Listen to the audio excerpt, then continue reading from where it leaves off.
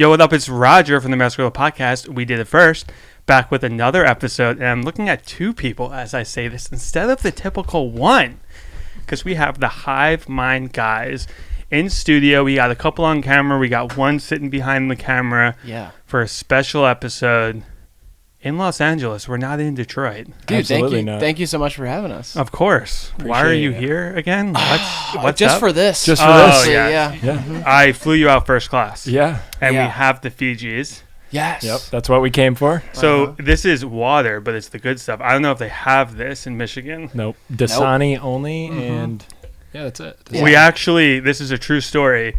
About 3.5 minutes ago, we went to the liquor store, and you guys accidentally spent like $66 on a six-pack of beer in a vape. Correction. Graydon accidentally spent $66. I spent $47, and then I ran the rest on the company card. So. That's cool.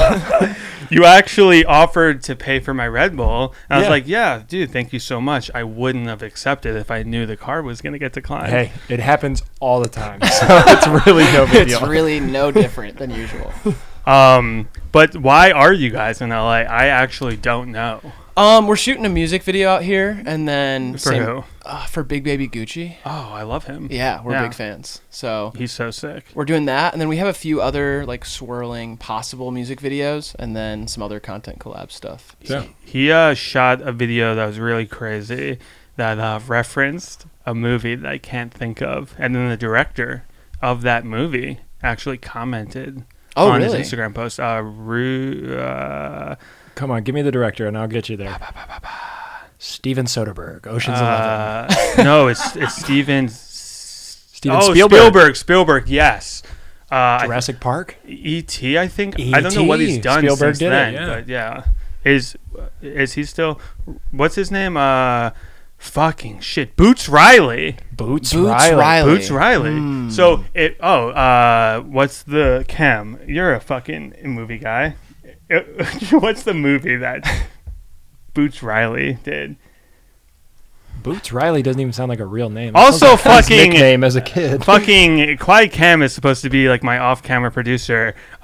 He's just sitting behind the camera. He doesn't have a computer on him, but I expect him like the fucking Joe Rogan show or whatever. I'm like, yo, Cam, can you pull this up? He's not pulling anything up right now. No, and I don't know what I'm doing. I'm just stalling. He's drinking a $35 Modelo. Yes, he literally is. Yeah, see, Grant's our producer, and all we do is just go, hey, laugh. Could you laugh real quick? That will get picked up by these mics. Absolutely, yeah. You'll feel funny by the end of it, I promise. Okay, good. Mm-hmm. I fake every time. I actually am pretty intimidated doing this podcast because you guys are... what's the name of the movie? Sorry to Bother You. Oh, that movie rocks. Yeah. Oh, yeah. With Lakeith Stanfield? Yeah. Yes. Yeah. So... he shot a music video, I guess, referencing that movie and a bunch of scenes from it, and it was really well done. So if you guys do a halfway good job, Steven Spielberg or somebody, what movie are you like doing scenes from? I did not write the treatment. Grant and Alex wrote the treatment, so I don't even know. Jurassic Park. There's some Billy Madison stuff, probably. Probably. We're working some Grown Ups 2 stuff, I assume. You're just skipping over Grown Ups 1. Well, yeah, I mean, 2 is just better. I feel like 2's really, they like hit a stride. Yeah, they learned from the mistakes of the first one. Rob Schneider fell off the wagon or whatever. So 2 is just objectively funnier. Yeah, Too fast, too grown up. Not enough David Spade in the first one either. We need more Spade. Yeah, we need more Spade. Give me more Spade. That's what all the critics said. Yeah. No, but me and you talked like a year ago. Yeah. And we talked on the phone for like an hour. I was like, I like you. Oh, I liked you too. Thank you. Thank you. Yeah. Yeah, but you guys are so smart and you're so funny and you're killing with the channel. I don't like many YouTubers. Right. And we had this talk. Yes, we did. Yeah. You named a lot of other YouTubers by name and said, I don't like them. And home address. And I was like, if they step out of line, I know where they live. You said, Logan Paul? No. You guys? Yes. That's what you did, a lot of that. But you guys, obviously, you're bringing something incredibly unique to kind of, I don't know, the rap content game. You're not even doing rap content. You guys are like comedians who use music as a backdrop. Is that an accurate? Someone gets it. Yeah, someone finally gets it. Yeah, There exactly. we go. Yeah. I mean, it is music-based content for sure, and a lot of it has to do with rap, but we always get critiqued for like talking too much or making the jokes too much of it. And we're like, that's the point. That's the whole I point. promise you, it's the point. I actually need more videos of you guys breaking down record deals that you don't fully understand, Oh, but yeah. pretending to be an authority on it, or maybe giving me your top 5 artists that are guaranteed to blow up that never blow up. Yeah. I need more of that from you too. Uh-huh. Less jokes, Yeah. funny guys. Yep. 2 years ago, there's a bunch of it on our channel if you want to go back, and it is not funny. I do remember those videos. It would be like the top 5 underground songs or something. Yeah. That segment I still really like Yeah. because that's another one that it came from real life. Like Graydon and I used to sit and I would show him some songs and explain stuff that I knew about it, and then he'd be like, "Oh, this is cool," or "I don't like this," or whatever it is, and I got to do that in like a casual social setting, and then we just made a segment out of it. So. And you were shooting music. You still are shooting music videos, obviously. But Yeah. it was like we're showing you the new rappers or artists, and Mm-hmm. we're shooting videos with them. It all made sense. Yeah, totally. So how'd the whole thing start? Because I guess you're saying that maybe you weren't really necessarily into it, and you were like explaining it. Right. How'd the YouTube channel start? Okay, let's actually take it back a step. Yeah, Let's yeah. take it back a step. Okay. You both live in Detroit. Are Yes. you guys from Detroit? Did you move there? What's the story? Go ahead. Yeah, we're both from Ohio. Riley's from Toledo, and I'm from a little outside the city. We became friends as just young boys.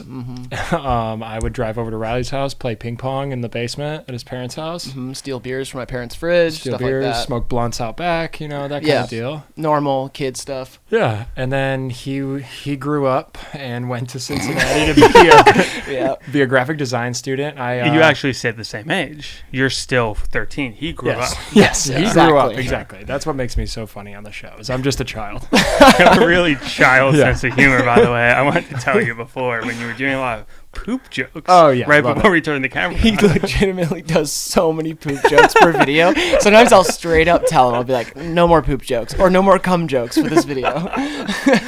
Yeah, and I farted around and wasted some money at a liberal arts school, and he Where? was still down at Cincinnati, and so I transferred. Excuse me. Where'd you go to school? This little place called Ohio Wesleyan. Yes. Like Delaware, Ohio, north of Columbus, and I was just chucking bags full of cash at them for no reason really, and decided to go to a state school where my buddy already was, and a couple years in.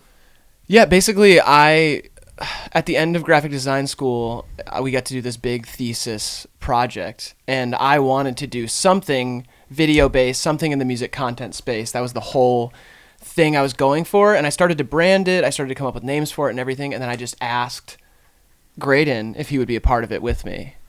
And I see that you just pulled out. Yes. That's- Yeah. So what was the inspiration for wanting to do it? Like, because it's one thing, you're a graphic designer, you're making cool shit like this, and you're like, we're just going to go full force into a YouTube channel. It was gradual. Like at the time, I came up with it as just like, oh, it's like a research project. Like, how can I break down what's interesting about the content that I watch, and how can I account for shorter attention spans of new viewers on YouTube? How can I make something in the music space that isn't the same as everything else that I'm watching, but instead uses that stuff and uses research to make something that fits in that space in a niche that doesn't exist yet. And so that was the idea as like a concept. And then it took like 2 years to get good at it. And so I was basically doing it with Graydon. We'd sit down, we'd still joke around and all that, but it was very slipshod, slapdash, like we weren't that good at it yet. And then as it got better and gained more attention, then we started to like actually take it seriously, where we like think about it as, let's make this the best that we can make it, And what channels were you into that inspired it? Larry King. Yeah, Larry King legitimately, live. Larry King. Legitimately. Yeah, Yeah? we For love real? Larry King, yeah. Big Larry King. His fans. YouTube show or his Hulu show is CNN? pretty good. Yeah. A lot of anything. Any Larry King interview is so good. Yeah. As a joke, ironically. No. He's a great interviewer. Well, of course. Right. But also, when he got a little bit older and he's on YouTube and he's talking to like Mac Miller and clearly Right. doesn't know who Mac Miller is. That's Yeah. kind of the charm, though. I love Yeah, that. so it's a little It's like ironically. It's like Yeah. listening to Terry Gross on like Fresh Air or Mhm. something, you know? Yeah. But I mean, obviously, I grew up watching, like, Fantano was a huge Right. thing for me growing up. Nardwar interviews, all of that. That was definitely what was informing it the most. Yeah. So you were doing this in Detroit already, or you were doing it at your school? I did it at school as the project, and then when I graduated, I moved to Detroit pretty much right away, and then he moved there a year later. Yeah. So we were barely making much content that first year. Right. I was like commuting from Cincy to Detroit to interview some random person. I'd be like, oh, we got an interview lined up for this person. I would Like drive up to local Detroit. artists, probably. Yeah. I mean, some random big ones, like we interviewed Bobby Caldwell in What like you won't do for love. like an R&B soul sensation from the 70s. The name sounds familiar. Absolute legend. Yeah, legend. Yeah. Like Billboard top 10 hit, the song that we were just singing. So it like wasn't like a SoundCloud underground rap thing No. at first. You were like, we're gonna be Larry King, we're gonna be Anthony fucking Fantano, we're gonna interview artists.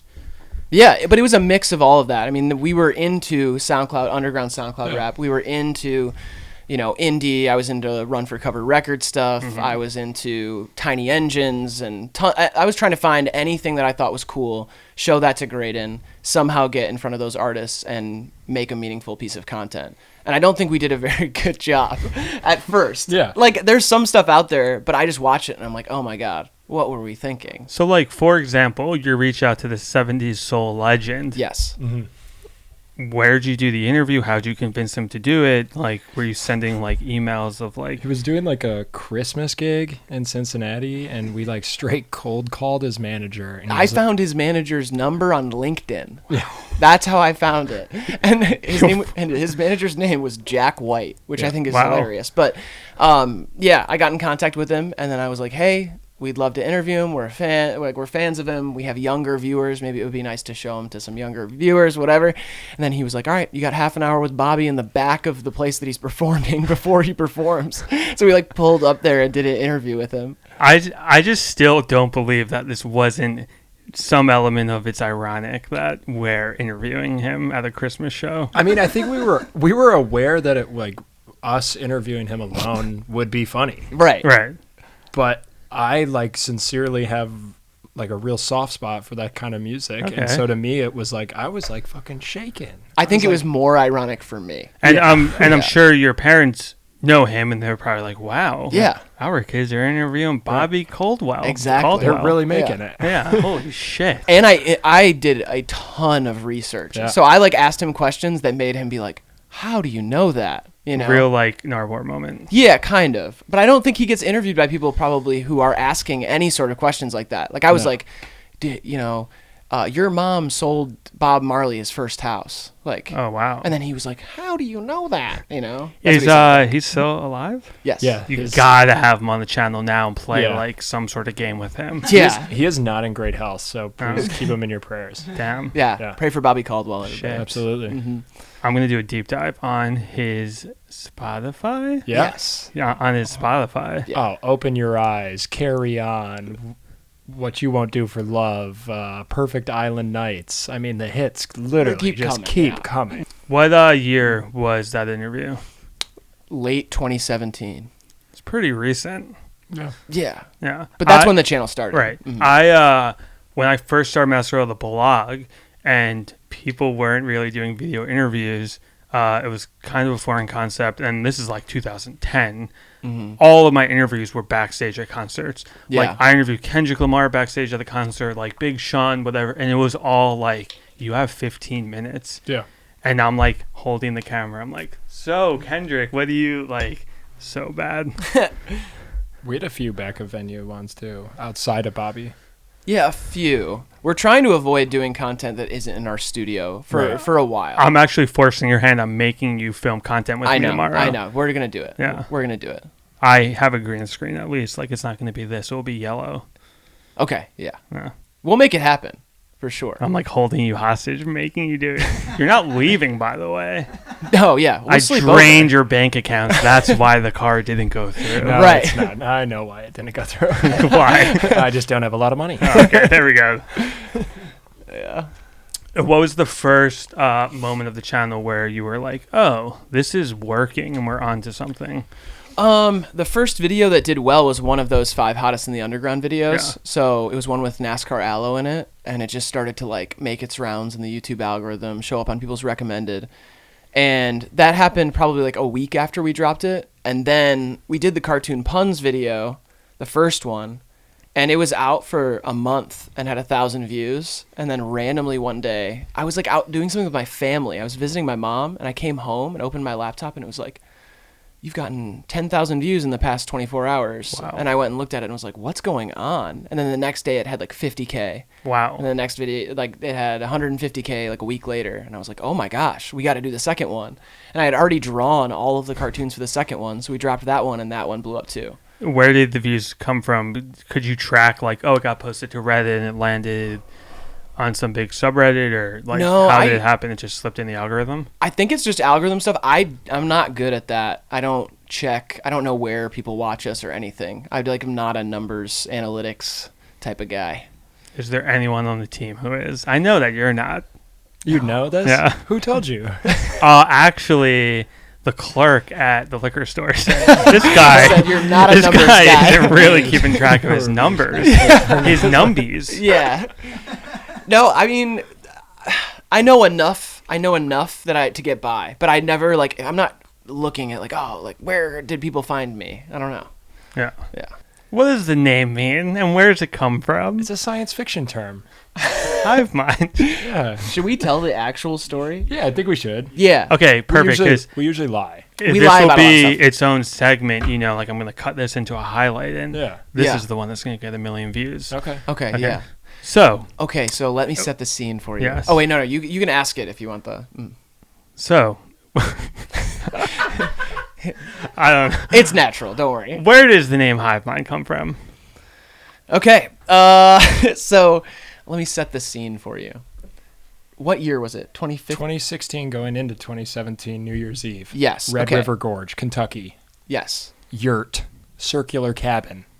Is this a real story? This is or is real. It, This okay, is perfect, the real one. Perfect. Do you know what a yurt is? Yes, I stayed in one in Washington. Perfect. What are you pointing at us? Like, Got it. I Got thought you guys read my journal back there when I went to the store. No, you didn't. So yeah, we have a big group of friends that we grew up with, basically from. Wow, cool guy over listen, here. listen, we got a big group of friends, a lot of friends, us. So we have them anyway. So like we grew up together since we were like 14. We've been hanging out with the same group of friends. So 2016 going into 2017, New Year's Eve, we went to this yurt in the Red River Gorge in Kentucky, and a few of us had consumed some psychedelic drugs of Not the natural kind either. right, the synthetic kind. I was not partaking in that. I was like the babysitter basically. And we're all hanging out in this yurt, and eventually it gets to that kind of giggly weird place or whatever. And they're all talking kind of vaguely and abstractly about how we have to put our creative minds together. Like we're friends, but we got to do something. Like we got to really tap in. And so they kept saying two things. They kept saying, one, we need to take down the firewall, and two, we need to connect to the hive mind. That's what they were saying the whole time. It's like a buzzword, you know? Yeah. So they just kept being like, we got to connect to the hive mind. It's about the hive mind. And they're just giggling on the floor, and I'm just sober, but part of it. Like I was there, you know? Laughing. I was laughing. And then we started a group chat right after that and called it Hivemind. And it was just a big group of our friends, and it was just called Hivemind. So then when I was making this thesis project for school, I had all these other names, and that one just made the most sense. And I asked them, I was like, should I just call it Hivemind? And then they were like, yeah. So that's how it became. The Wow. name. An LSD trip in the Red River Gorge. But it was fake LSD. No, I was like, it wasn't mushrooms. It was real LSD. Oh. Yeah. I thought you were talking about It was that thing that was 2 really CB. popular. Spice. Spice. What Yeah. are we saying? K2. K2. Yeah. That Yeah, it's it was, like it was fake not weed. K2. It was not K2 or Salvia. Do your friends get some sort of points on all merch sold for coming up with the name? Do they get a percentage? Ooh. Pat on the back kind of deal? Yeah, Like- sort of like we hang out still. What's Yeah. their names and addresses? I'm going to represent them in this lawsuit. Oh, should we shout them out? We should shout out Andy. Andy was a big part of it. Andy, our friend Jacob, our friend Huntley, Hunter. Who else? Wait, hold on. Huntley? You have a friend named Huntley and a friend named Hunter? Yeah. Correct. Yeah. Yes. Huntley's last. Should we say his Yeah, last name? it's Huntley Chamberlain at law. He's a lawyer now. Wow. He's a lawyer. Huntley Chamberlain. That's our lawyer. Yeah. So he'll He will represent take- us against you. Perfect. Take you down. You're taking everything. And he's from Hollywood, so Yeah. I am actually going to have to blur this out now. I don't have the rights to air your drawing on this podcast. Absolutely. No, that was a gift. That's yours now. You drew it, basically. Oh, good, because I actually printed 2,000 T-shirts. I'm selling for $100 each. That's cool with me. Okay. I don't care. We have that on record. It is cool to use that logo. That's a verbal contract. I don't care no more. yeah. I'm that's going a to thing. run it by Huntley first. See what All Huntley right. Chamberlain Esquire has to say about this whole thing. Oh, yeah. So, when did you end up in Detroit and stop hopping on the bus from Cincinnati to go there? I was, to say the least, struggling a bit at school. I was just not attending class. So you're not the same age. No, I'm a year younger. Okay. And Breaking I was news. in like my 5th and a half year. Got it. And so I was technically at that point 2 years younger. Yeah. Or 5 years older, depending on how you look at it. And I was now alone down there because my friends were older and had graduated, done their homework, gone to class. And I'm down there struggling, like, why am I not passing yet? Like, where's my diploma? And I was just having a bad time. You know, I was alone. I had heartbreak. I had lost some friends. And it just became like kind of a dark situation. And I said, am I going to really sit down here and take like another year out of my life and try and finish this degree and probably end up moving to Detroit anyway, because that's where all my friends were, and doing what I could just do immediately. You know, I wasn't going to go be a psychologist. Yeah, you weren't going to join the Marines I or wasn't going something. to join the Marines or the Peace Corps or anything. So I just nipped it in the bud and like headed up north. I said, screw it. Like, I'm done. I'm just going to do what I wanted to do anyway, like immediately. Yeah. Did you have to sell your parents on that? Like, hey, I'm 5.5 years in. Put so much money into this bad boy. My parents are so cool. My mom was like, "Yep, whatever, do your thing." I mean, it was the government's money. Mhm. My mom like didn't. I drained my college fund at the private liberal arts school in like 1.5 years, and so I was just borrowing money from the government. And she was like, "Yeah, but you don't want $100,000 in debt. Take that 60 you got in debt and get the hell out of there." How much debt do you have left? Oh, like 51. I've been chipping away at it. But Like 72. I just haven't made the payment. It's only gone up. What were some of the odd jobs that you two were working when you first moved there? I didn't do any. I mean, you freelanced. Yeah, I was doing like album, Caricatures at the boardwalk. no, I was doing album covers and posters for SoundCloud rappers. Oh, so sick. like a typical DM illustrator sort of thing. Just making covers for anybody who would do it and paying my $300 rent off of that. Right. And then just Detroit. working on the channel. So How do you get into that game? For like aspiring graphic designers who are watching, how do you make cover art and actually get paid? Is it hard? Oh, I don't even know that I have advice because I never did it like that well. You know, it really is. I feel like I did free work for so many people Yeah, you that it did. outweighed it like tenfold. Like I would get paid towards the end. I was getting paid because people who knew me from Hivemind, from watching Hivemind, the small audience we had, wanted me to do their covers. Right. That's really the only time I saw any decent money from it. But you like made your profile your resume. Yeah. You know what I mean? That's what I love drawing, and I would do it no matter what, and I still do it. And so I guess I just did so much of it that some of it made me money. Like Yeah, you have to because be obsessed with it. You told me at one point that like a label had you on retainer and Yeah. But outside of that, who was the biggest artist that you randomly made artwork for? The crazy one is I did the cover for that song that was Desto Dub, O3 Greedo, Lil Pump, Smoke Perp, and Lil Uzi Vert. Wow. It was like O3 Greedo's like first free Greedo song, basically. And it was Wow. when Lil Pump was in jail as well for that short period of time. So they had me put Pump and Greedo in orange jumpsuits on the cover. And I did Who that. is they, by the way? It was Desto Dub and his team. Okay. Freemasons. Yeah. So, yeah, it's a pretty crazy story. He hit me up and was like, we're dropping this song in 24 hours. Can you do the cover? And I just stayed up the entire time and did it for free. And then it dropped, and I got written up in Complex and all that. Got probably like 1,000 followers from it. Wow. And I was like on top of the world at the time. But yeah, that's the biggest moment I had doing it. Because that is the thing, that you have to do it for free for a while. Yeah. Like, you just have to put in your hours. What was the most you got paid randomly, like, in that? You hit a couple licks. Yeah. I probably, the labels would pay me sometimes like 500 to 1,000. Yeah, sick. And that was cool. Back then I was like, oh my God, this is 2 months rent. This is a year's worth of... Oh, This is 2 months rent. But other than that, I mean, I was charging like 200, 250, stuff like that. Just, I was working hard on them though. Like anybody who got a commission from me, it might not be that great because it's dated, but I worked hard on all of them, so I'm happy with it.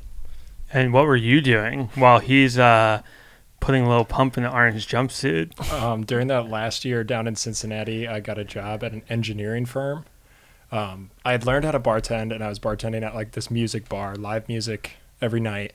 And a musician that played on Monday nights when I was there, I became friends with. And his day job was working at this engineering firm. And he was like, hey, do you want a gig for the summer? I was like, yeah, like I'm flat broke. I'm living by myself. Like, let's do it. And I could do both. And so I got fast tracked to be a like compaction moisture tester. I don't even really know. What? Like I would. Okay, so I barely remember this. All I remember is that for a few months you started wearing button-ups. Button-ups and a hard hat. They Yeah. like got me in with all these 40-year-old guys that drove work trucks. I couldn't get a work truck because I had too many speeding tickets. And so they bought me 2 bicycle locks that I put in the trunk of my Acura TL. And I would carry this equipment, which was a nuclear gauge, this like huge box with a big pin in it. I'd have to hammer a hole into the soil, drop this pin. Some nuclear component would test the moisture in the soil. And these numbers I would read back, and if it was like solid enough, I'd be like, okay, you can build a house here. I was giving the thumbs up to like foremen in Kentucky and Cincinnati to like build roadways and subdevelopments, driving my Acura TL. There on was job no sites. one else like doing a second test. It was all you. Yep, all me.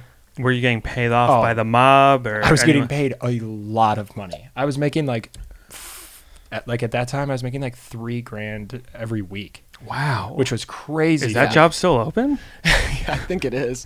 Wow. And after dropping out of school and then leaving that job, only doing that for a summer, that's when my mom started questioning me. She's like, honey, Yeah, like, sure you don't want to just it's a keep... career. Yeah, like I Yeah. could have... There were 50-year-old guys that were doing that job for like 10 years, and it was a sweet gig. And it was What's the easy. math on $3,000 a week? 150 a year? Yeah. Whoa. Yeah. Okay. So this was sick. Yeah.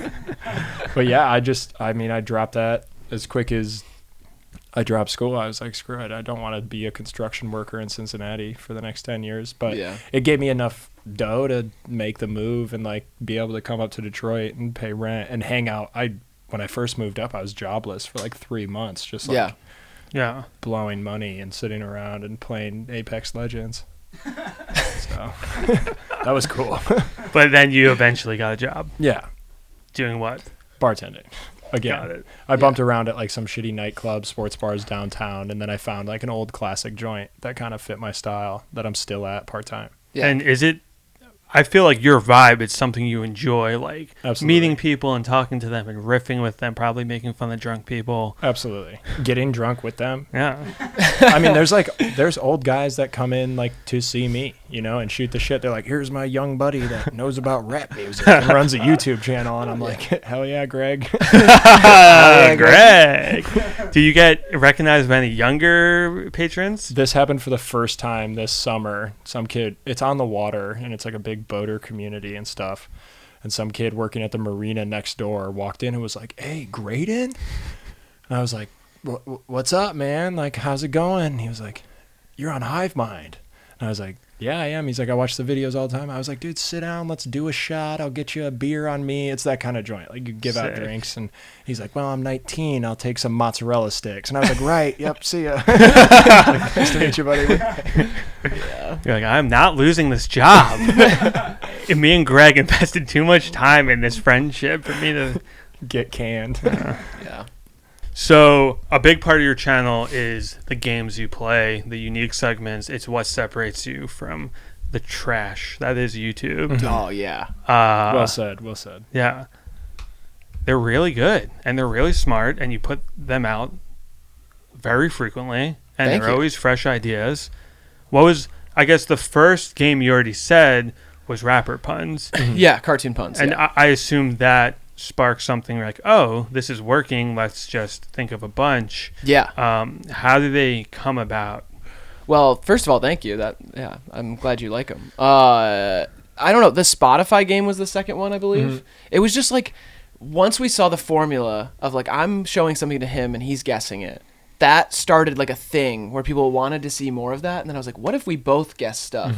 And it was so accidental too that the first one we didn't have whiteboards. We didn't like plan any sort of guessing thing. It all kind of fell into place as we came up with more. So once we did Spotify, we're like, oh, what if we did this with this? And what if we did with this with this? And now we have a whiteboard full of like 100 ideas that we're just going to try to knock out. Yeah, I mean, I think even some of the more recent ones I saw, one of the really good ones was trying to guess the album from Anthony Fantano's score. Yeah. And then he reacted to it, he retweeted it. But like even the more recent ones, I think it was like guess the album by the color palette. Yeah, color by palette, like the yeah. It's like so I would have never thought that. It's Is so that, good. you came up with that? Yeah, Grant came up with that one. I think I got some credit there, didn't I? I always forget. I don't know. It's whatever. Who cares? It's a Hivemind thing. But I did want to say along the way of like doing those games, like kind of like freeing Riley from being like just having to do the research and showing me things. Like once we both got on the same page of like going in blind and having to guess things, we kind of found what had always been like our friendship's dynamic and like being funny at parties and just the way we are together. Yeah. We got to unleash that a little bit once we both went in blind, and then it was like, oh, okay, like this is really where we're gonna. Because you're both really funny and you're really quick-witted, and even speaking to you guys, I don't know like what's a joke and what's not.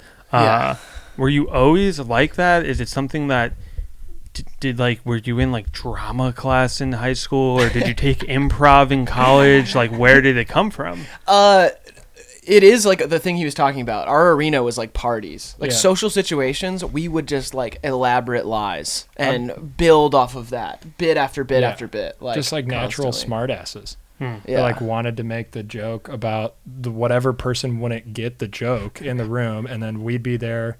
And if a few people got the joke and we could clown someone else, well, without them not getting the joke, like that was the fun in it. You know what I mean? That sounds so mean when you put Yeah, it that but way. it's like, I don't know. We like loved Eric Andre. And Right. like that kind Right. of Tim and Eric, like this dry kind of like, is this serious? Is this weird? Is this like, it's like once you're in on the joke, then it's really funny. Yeah. And as for, I mean, in high school, I was in musicals and plays and stuff. I never, he wasn't. He was like a cool jock. Who Hot jock is what I like to call it. Did you play sports in high school? Oh, yeah. Were you the quarterback on the football team? No, I was like a golfer and a basketball player. He can dunk. Yeah. Yeah, I used to be able to dunk. You're like 6'3". 6'4", come on. Come on. 6'6" in heels. How tall are you? Stilettos? Yeah. Maybe like 6'1". Oh, okay. How tall are you? 6'1". Oh, perfect. Yeah. I don't believe you. We're going to have to stand You're going to have to kiss. head to head. You want to see my license? Lips to lips. Oh, lips to lips. Okay, yeah. You can forge a license. I have a lot of fake IDs. I have like 10 of them. That's true. I look like a criminal in my ID. But we always talked about doing like some comedy something, but it was always very vague. Yeah. We just needed to find an arena for it. That's why we started the thing. Was like, Right. how can we joke around on camera, but I don't know, have there be like a catch and interest instead of just trying to be two guys talking on camera about whatever, you know? What's the worst idea that you guys have brainstormed that you thought was good for a second, and then you're like, no, we can't make a video about this? Oh, That's a good question. that is a great question. Did anything come to mind for you, Grant? So the question is, What's the that we- worst that we idea? put out that didn't do well? No. Or that Something that you brainstormed, and in that very split moment, you were like, this is great. And then you're like, no, this is horrible. It would never work. Oh, God, that's good. I mean, even one today that we talked about, like the XXL beat from the year, like it wouldn't really have a longevity. Right. that's not like. I feel like it's. We did one recently that is one that people would comment and say it as a joke. So like you know how we'll do guess the song from 1 second or guess the Right. song from a half second, whatever. As soon as we started making those harder and harder, people were like, it's going to be guess the song from the silence soon. We get a lot of comments like that. We did a video recently with a new friend of ours, a comedian in LA named Molly Garcia, and we're going to put that video out soon. Oh, God, this, yeah. But it is guess the inanimate object from the sound. Wow. So, So, like, and then we just guess what the object is. I don't want to spoil the video. The video will probably be out before this podcast, but Right. did you get any of it right? yeah. Yeah, we got a few scored right. a couple points. Maybe like a pencil might be easy. It was like I don't want to spoil. It'll be random in the video. Who cares? There was no. When there you was there we go. There's the poop joke. When are you putting out the video? I don't know. This trip made it hard. We have 4 videos filmed now. Oh, look at you. That are like I've You have got. so many friends. You have great supportive parents. You have 4 videos filmed. Go fuck I made a yourself. lot of money in the construction business. Yeah. Listen, I did artwork for Lil Uzi Vert. I don't know. Yeah, but I don't know what order I'm gonna put them out in. But one of them was like a fidget spinner. One of them was like spoiled milk, Macaroni getting stirred. Yeah. mac and cheese, and That a one's pot. easy. I got that one wrong. I guessed pussy. Oh, there we go. WAP, some might say. Yeah. Shit. I think I guess poop for that one. Yeah. What's like your big goal with the channel? Like, is it we want this to be a full-time job, we want 1 million subscribers, or is it like you guys want to maybe leverage this into a comedy career or something else? All the above. Yeah, Yeah, right? I think for me at least, I've learned this over the past probably like year or two when things started to actually like feel real. Is like I only really feel happy with it with just like artistic fulfillment. So like if I have an idea or we have an idea together, if we make that idea happen, I'll have that moment of feeling like, okay, we did that. That like fulfills me. That's the only thing that really like satisfies me. Because no matter what's going on with any of the other, like we're getting a bunch of views, we're not getting as many views, whatever, we have some money, we have no money. That's never really affected me. My goal has always been like to have a bunch of ideas and actually make them happen and then have people care about them. That's really all it is. For me, it's the dough. Yeah. Yeah, money. Straight cash, baby. Trying to make more than $3,000 a week. Yeah. Yeah. Trying to like buy my mom a sofa and put a new roof on the house. That type of deal. Sofa, roof. Both. Come on. Sofa's on the roof. Sofa's on the roof. We're trying to get her sofa on the roof.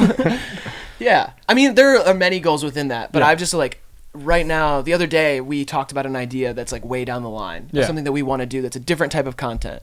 And now that I have that in my brain, I know I want to make that happen, Yeah. and I'm going to do everything I can to make that happen. Same thing with, we want to go on tour and do this on stage. We want to like go and have like kids come and sit up and guest stuff with us, and then do a little shtick, a little this, a little that, have guests on the show, go around and do this thing.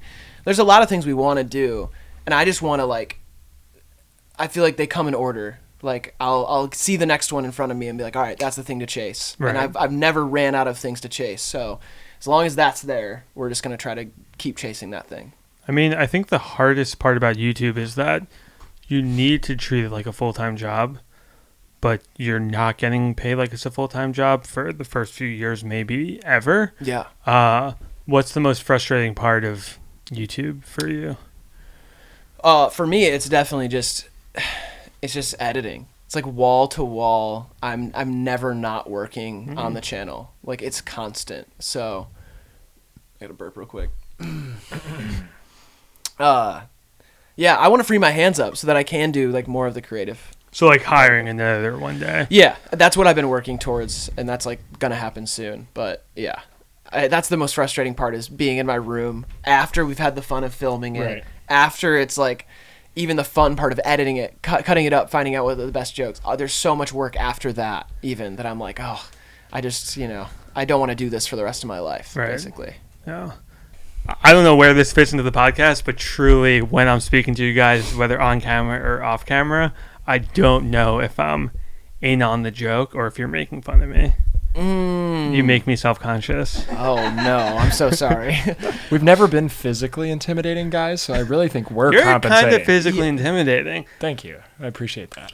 It's mostly the jawline. It could just cut you up. You know what I mean? Yeah. But we were talking about how you have to like really be serious about this. This is no joke. Before the podcast, you were so serious that you were questioning Graydon's t-shirt choice. Yeah. And that I thought it was a joke. No, it wasn't. And then you went into your book bag to take out did you? a different t-shirt for him to put on. And it's not because it's promoting the use of psilocybin. It's because it was wrinkled. right. wrinkled. Yeah.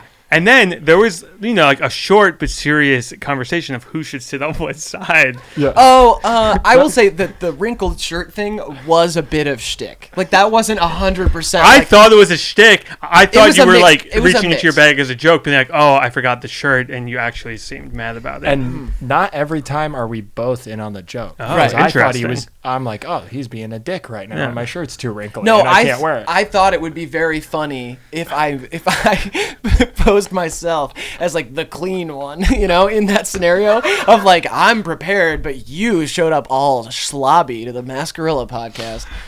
But so that was my play with him. Yeah. That I don't know.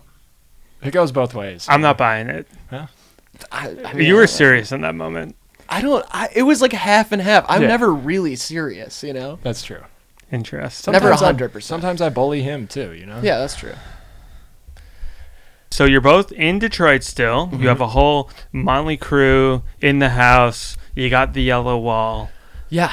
Are you staying in Detroit? Yeah. You guys want to move into a different house, or is it like fun that you're in kind of like house that's a little too small for you guys? A little. It's not too small. It's just too it's too much of a dump. Like, Yeah. it's like And I moved out. yeah. Grady You moved moved out. I set the tone. I was like, man, I gotta go. Why? Well, it was kind of a slop pen, and it became it just became like it's hard to work and live and party and eat and shit and shower like all in one spot. Yeah. At least Yeah. I found it like kind of like all piling up on top of me. And Yeah. so I moved 10 minutes away pretty much in Detroit still. And commuting and still hanging out with Riley and being able to go out and party and having more of like a separation of church and state, if you will. Yeah. But this was 2 years ago. Yeah. Oh. Yeah. He moved out 2 years ago. Okay. So we've lived 10 minutes apart ever since we've Yeah. been really doing it all the way.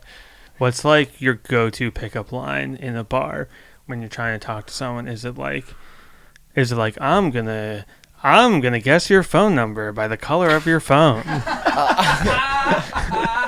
Absolutely. Yeah, bro. That's crazy. I'll come back for that. No.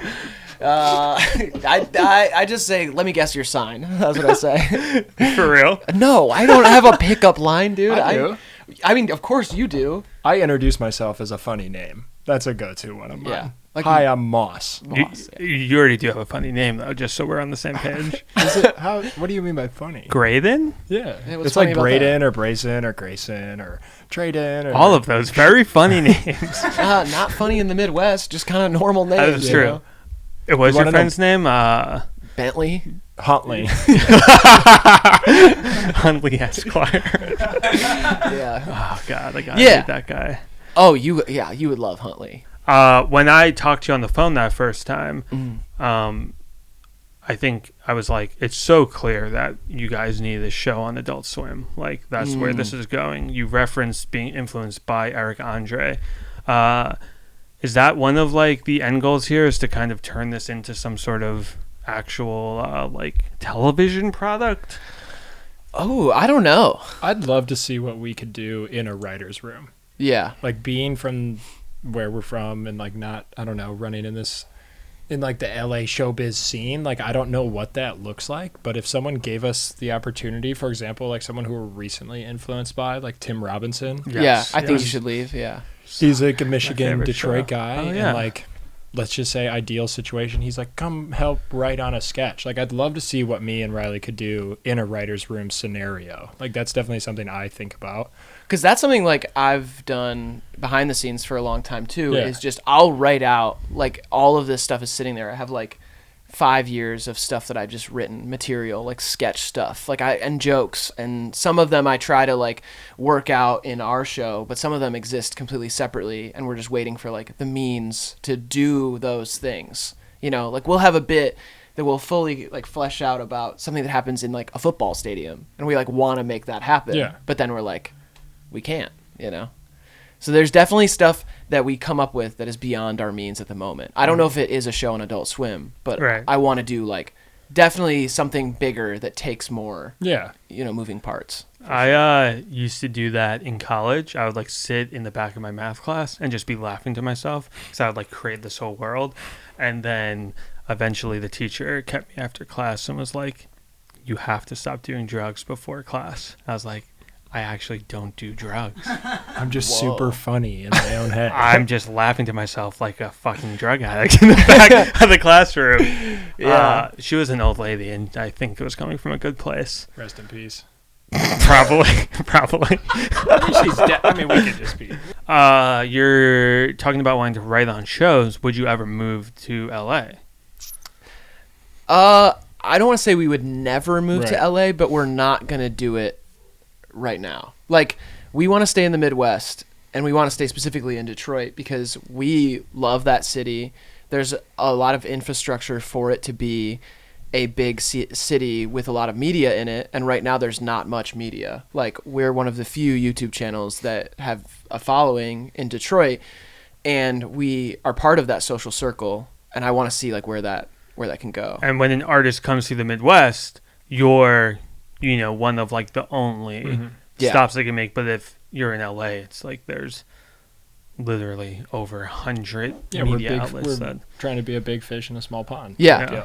And also, I mean, we just like business is one part of our lives, but our lives are the other half. And Yeah. like our friends are all there. Both our parents are an hour and a half away. Like, I don't know. We don't really need anything that we can't get out of a trip to LA. Like, we want to come here and do all this stuff with everybody. Of course, there's a lot of people we want to work with in LA or in New York, but being in Detroit, like, that's where our lives are. Yeah, So it for feels- now, it feels special and it feels unique. yeah. And I legitimately love that city, like on an emotional level. Like, I'm like, I want to stay there for the long run. You know? I like seeing the city come up and being a part of that. Like, even outside of media and everything, like the city is improving. Like, there are people moving there. It's becoming like people talk down on it and stuff, but now it's become amongst the people there is like, let them talk shit. Don't let them know that it is actually good because we Right. don't want the secret to get out.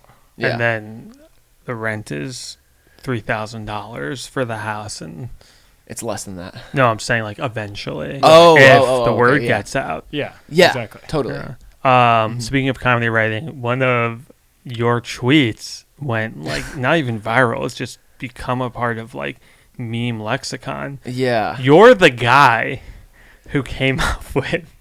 You're telling me a cis teen painted this chapel, Built this chapel. built yeah. this chapel, Yeah. with the joke being it's from you're telling me a shrimp fried this rice, and there's a million variations of it, but you came up with one that all of the meme pages post. Like every other day there's a different huge meme page that will post it without crediting you. You know what's so funny is the shrimp fried this rice thing. Like, I know that joke, but when I was writing it, I didn't think like this is using that structure.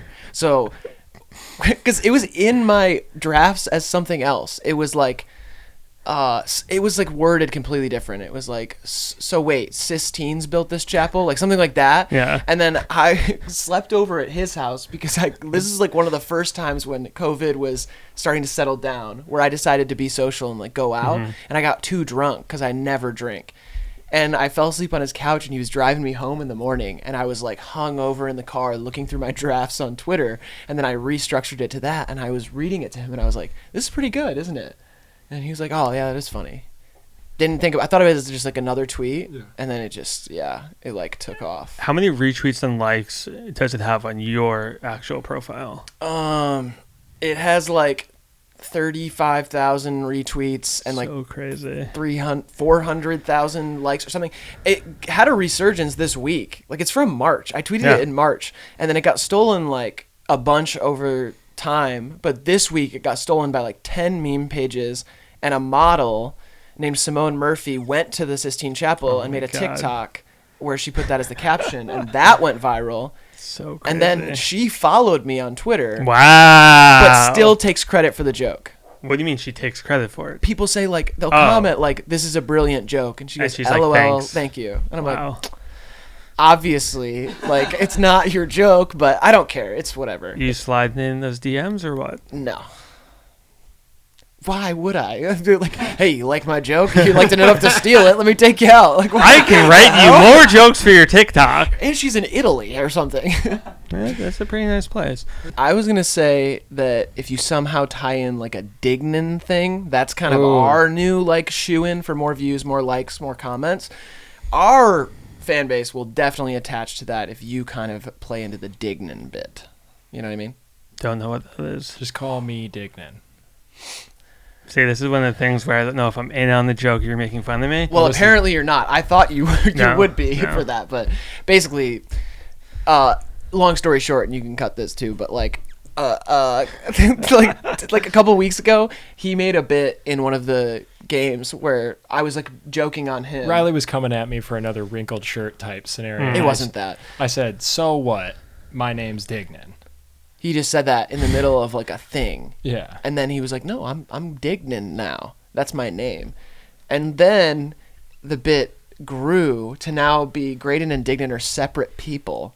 And so for half of the videos, it's Graydon, and half of the videos, it's Dignan. And I changed like his name tag, the scoreboard. It says Dignan's guess on everything. There was a bit where he went to jail for a little bit. I get out on the weekends. And then he gets out on the weekends and stabs people. Yeah. And now anytime we do a Dignan thing, people freak out. People go crazy. Wow. And I said that Diggy don't care no more. People say that's like his slogan now.